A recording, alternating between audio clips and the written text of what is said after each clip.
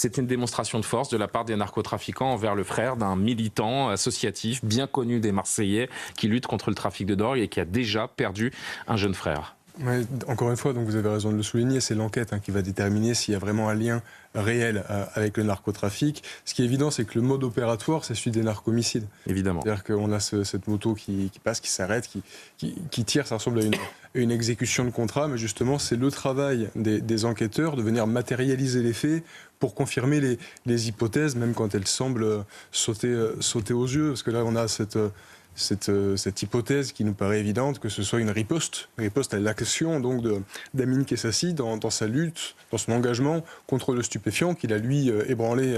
Et lui est sous protection policière, Amine Kessassi en question. Et c'est justement la raison pour laquelle, s'ils ne peuvent pas s'en prendre directement à lui, parce qu'il y a cette mise sous protection judiciaire, alors on s'en prendrait à son frère pour envoyer un message, pour le faire taire.